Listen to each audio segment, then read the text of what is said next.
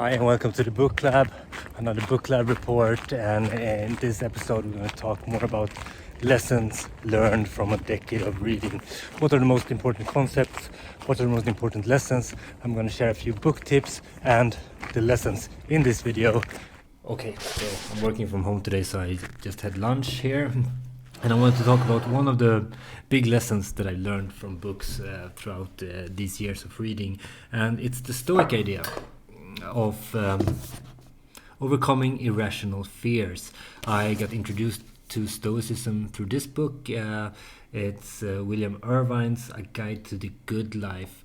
A really good introduction to Stoicism and Stoic philosophy, and there's probably going to be more topics based on Stoic philosophy coming up in this Lessons from Book series. I really recommend it. It's on my top list. It's one of my favorite books of all time. If you haven't read about Stoicism and don't know what it is, then pick this one up. It's practical, it's nice.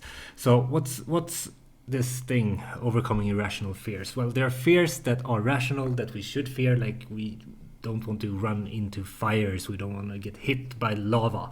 But there are also irrational fears, like people panicking when they see a spider in that is in a cage or whatever it's called, aquarium thing.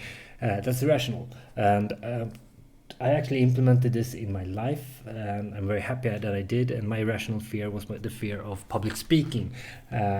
It was just a thing that was a problem as well.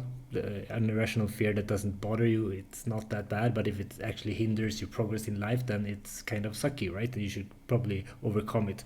And for me, my fear of public speaking and standing in front of people, being the center of attention, caused me to turn down opportunities that I would have loved to do, but I didn't have the courage to do it. So when I read a book called Snowball, this is by Warren Buffett. This book is a memoir about his life, and the writer of the biography asks him what his best investment was, and he said that it was when I invested in a Dale Carnegie public speaking course, because that have paid off. I paid like $100 or something, and it has just paid off for the rest of his life. Well, I had to be able to communicate with people better, and I mean in groups particularly. I just knew that I couldn't go through life terrified of public speaking, and I'd heard about the Dale Carnegie course. I realized I should probably do something similar, so I joined Toastmasters, which is an international speaker club. It's probably available in your hometown as well, and the idea there is that people who want to become better at public speaking or just become more used to it can go to that club, and you get critique from the members and encouragement, and you have an audience that you can talk in front of that are also interested in learning more about the rhetoric and just presentation skills. So I went there. It was horrible the first time. I couldn't sleep for 2 days before my first speech. But eventually I did it. Eventually I did 10 more speeches, and after a while I have overcome that fear, and now I can do stuff like this, sitting in front of the camera, talking about things that interest me, and I enjoy it. So that's kind of my success story in the terms of combating irrational fears. If you have stories like this, share them in the comments below, because it's always interesting to hear. A lot of people are also fearful of rejection, so I want to recommend this book as well. It's not the best book in the world, but it's an interesting concept. Not good in as it's not well written, but the experiment that is conducted and that resulted in this book is really interesting. It's Rejection Proof: How to Beat Fear and Become Invincible by Jia Jiang. He had an aversion to rejection, and he set up 100 challenges for himself with varying difficulty. He started off easy, went into more harder and harder challenges, and in the end he just could do anything, right? It's a pretty interesting book. So that's one lesson from books: combat irrational fears, and also read up on Stoic philosophy. It has helped me a lot. Hopefully it will help you too. Reading list in 2024. Have we done any progress? I keep this list. This is a general guideline. I usually pick up one or two, I probably 10, 20 other books that are just like things that pop up throughout the year, but it's good to have like kind of a roadmap of what I want to read. Think Again, I read it for the book club, so that was just okay. I have started, I've actually finished the Everything token. That will be my next video. It's about NFTs and Web3 and stuff like that. Just added Ordinary Men, Beyond Good and Evil by Nietzsche. I want to get some more philosophy in there. I have 6 Easy Pieces going. I have A Million Wicked Thoughts, which is an absolutely great book.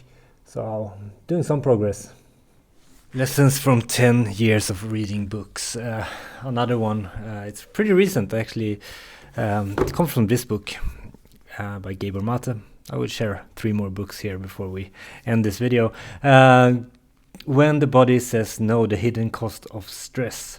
This book is about the mind-body connection and how mental unwellness or bad mental health can impact the rest of your body and different diseases that we can develop. And the takeaway from this one was there is a passage where Gabor Mate talks about resentment and being resentful to people. And he has this quote: "If you face the choice of feeling guilt and feeling resentment, choose guilt every time." So what does this mean?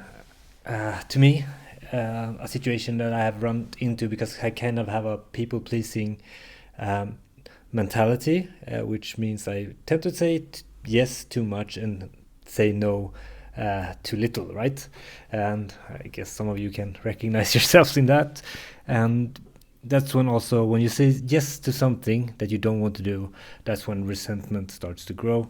You go to that party, or you do the thing that someone asks you, but at the same time you just are a little bit angry inside, maybe angry at yourself, right?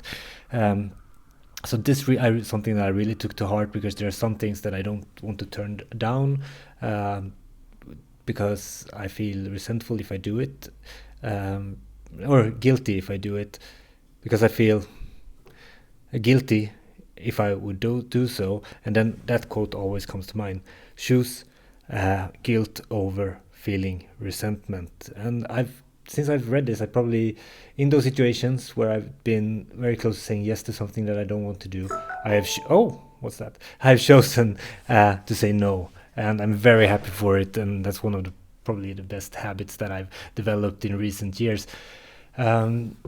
Because if you read this book, it's on my great books list as well, The Top 5 Regrets of the Dying. The most common regret of people that are dying, and it is tied to this quote, I promise.